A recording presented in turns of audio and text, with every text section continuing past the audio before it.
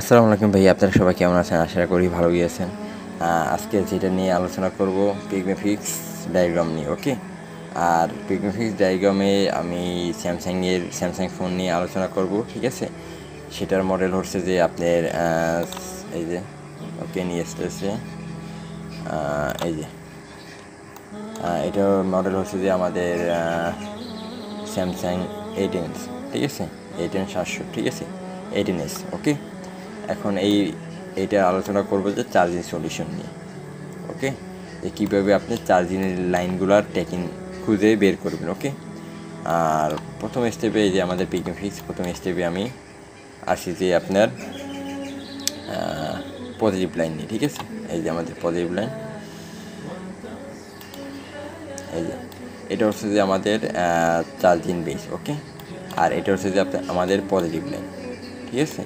এখানে পাবো কিন্তু আমরা সবাই জানি 5 ভোল্ট পাবো, ঠিক আছে? যেহেতু আমাদের এটা চার্জিং সকেট, ঠিক আছে? চার্জিং বেস, এখানে আমি 5 ভোল্ট পাবো। তাই এই 5 ভোল্টটা সোজা কোথায় যাবে? এই যে আমাদের ওবিপি আইসিতে, ঠিক আছে? ওবিপি আইসির এখানে ক্যাপাসিটার হচ্ছে থার্মিস্টার হয়েছে, ঠিক আছে? দুইটা থার্মিস্টার হয়, তারপর কিন্তু ওবিপি আইসিতে ঢুকছে, ওকে? এটা কিন্তু ক্যাপাসিটার। এটা আউটপুট কোথায় গেছে? সেটা আমরা দেখে নিই। এই যে আউটপুট, ঠিক আছে? এই যে আমাদের 3 নাম্বার, ঠিক আছে? ইউএসবি, এই যে বিপিইউএস, ঠিক আছে? বিপ্যাট লাইনের, ঠিক আছে? ওবিপি লাইনের আপনার আইএন, ঠিক আছে? এই লাইনটা কিন্তু আমাদের আউটপুট। এই লাইনটা সোজা ঢুকছে যে এখানে এই যে ক্যাপাসিটার হয়েছে দুইটা, ঠিক আছে? দুইটা ক্যাপাসিটার হয়ে সোজা ঢুকছে কিন্তু চার্জিং আইসিতে, ওকে? এই যে ক্যাপাসিটার হয়ে চার্জিং আইসিতে ঢুকছে। তাহলে আমরা দেখলাম ইনপুট, ঠিক আছে? এটা ইনপুট লাইন সোজা কোথায় ঢুকছে? ওবিপি আইসিতে। আর আউটপুট ওবিপি আইসি থেকে, ঠিক আছে?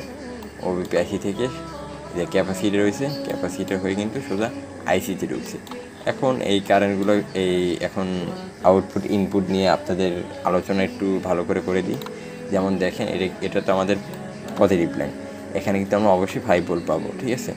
তো এই 5 ভোল্ট কিন্তু আমাদের ওবিপি আইসিতে সবার প্রথমে আসবে, ঠিক আছে?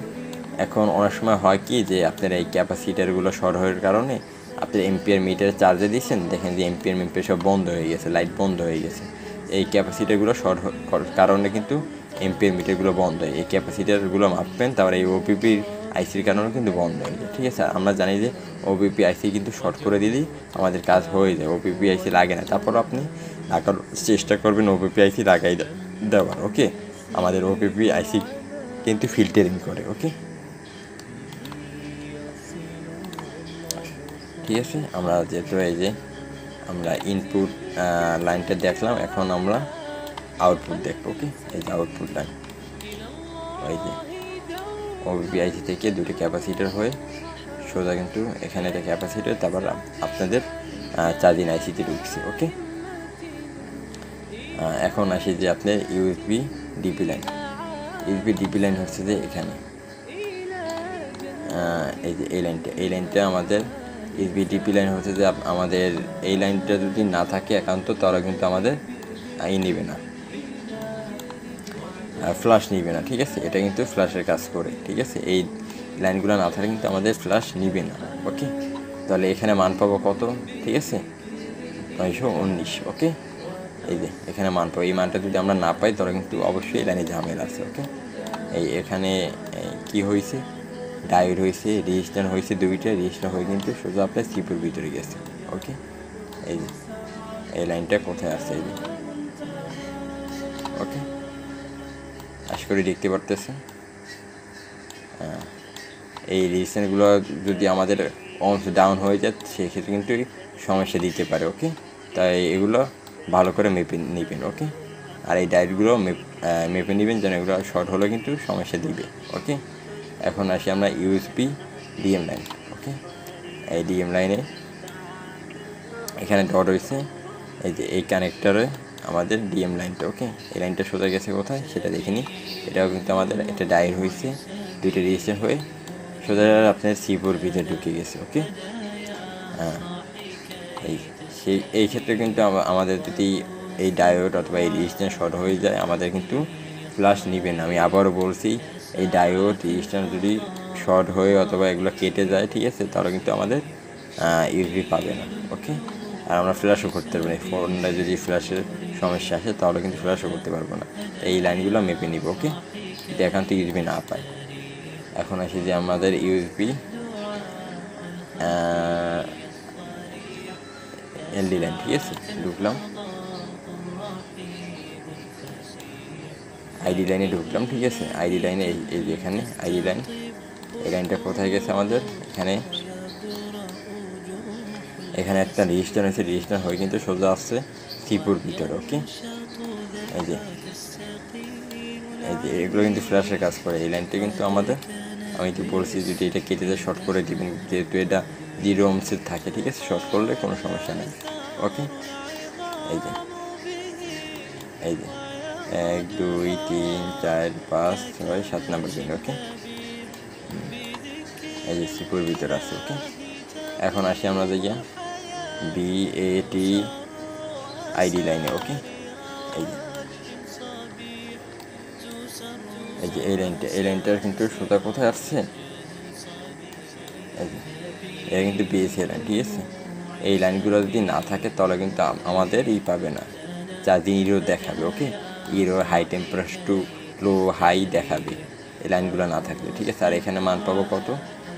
এখানে দেওয়া আছে 1108, ঠিক আছে, মান পাবো। এখানে কী কী হয়েছে আমরা দেখে নিই। এখানে থার্মিস্টল হয়েছে, রেজিস্টার হয়ে সোজা কোথায় চলে গেছে?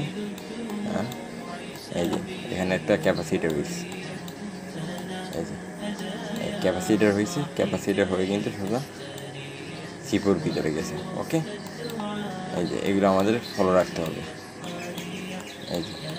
ওকে, এখন আসি আমরা UAD আইডি লাইন। ওকে,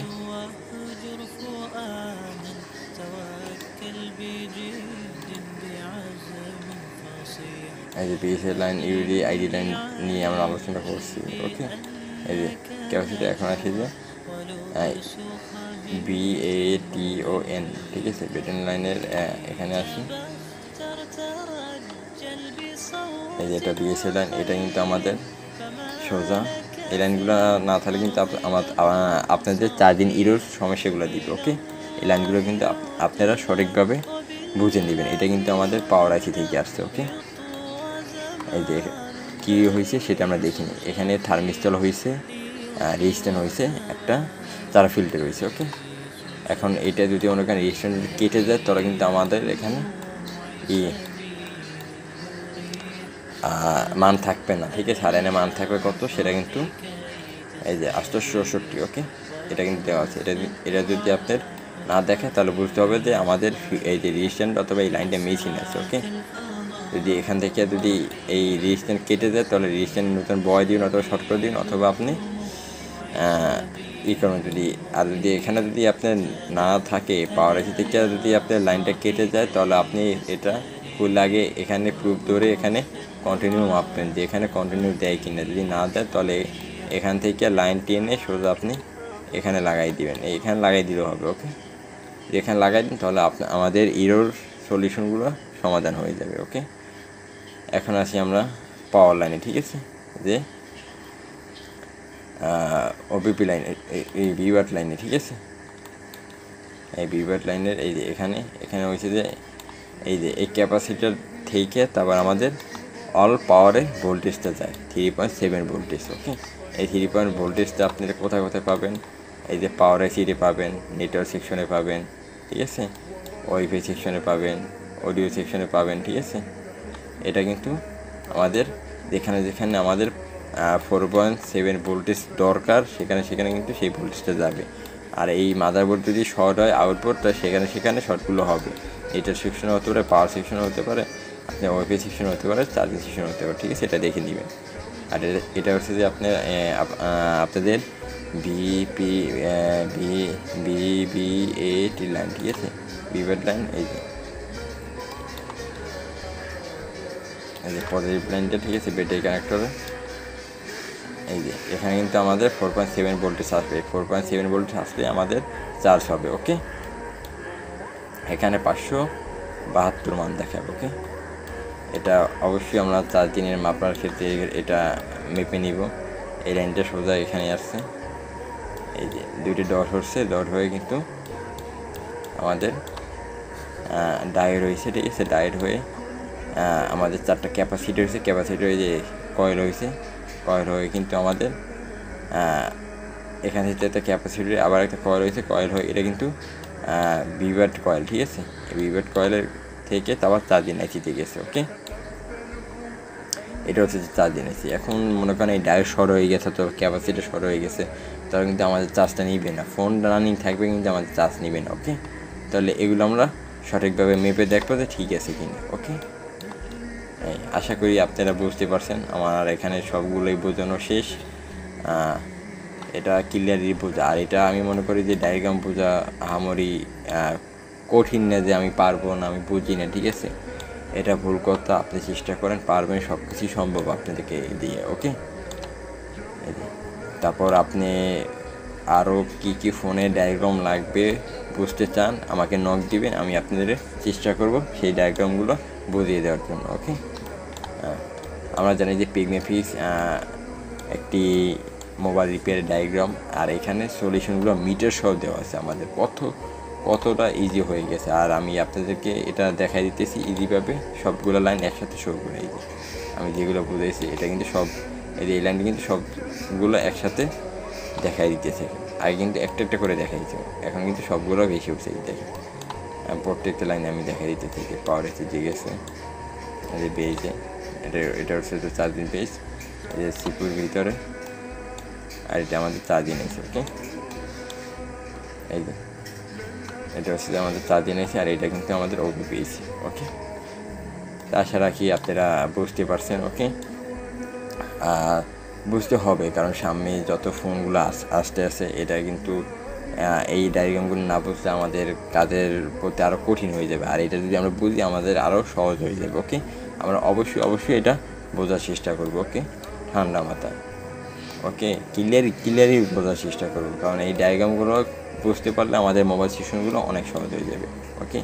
আর আমি যত পিগমেফিক্সের যত ডায়াগ্রাম আছে এ নিয়ে আলোচনা করব, আর এগুলোর অ্যাক্টিভেশন আপনি যদি চান তাহলে আমার সাথে যোগাযোগ করতে পারেন, আমি আপনাদেরকে অ্যাক্টিভেশন দিয়ে দিতে পারবো, ওকে। আর আমরা আরপিএসের যে কাজগুলো, যাদের আরপিএস লাগবে তারা আমাকে নক দিতে পারেন, তাদের হাতে আরপিএস পৌঁছে দিয়ে যাবে, ঠিক আছে। তার আরপিএস প্রত্যেকেই পাবেন, ওকে। আমাকে নক দিয়ে বলবেন। আজকের মতন এই ভিডিওটা শেষ করছি। পরবর্তী নেক্সট ভিডিওতে আরও আপডেট ভিডিও নিয়ে আসবো, ওকে। আর অবশ্যই আমাকে কমেন্ট করে জানাবেন আপনারা কি ফোনের ডায়াগ্রামের ভিডিও চান, ওকে। সবাই ভালো থাকবেন, সুস্থ থাকবেন। আসসালামু আলাইকুম।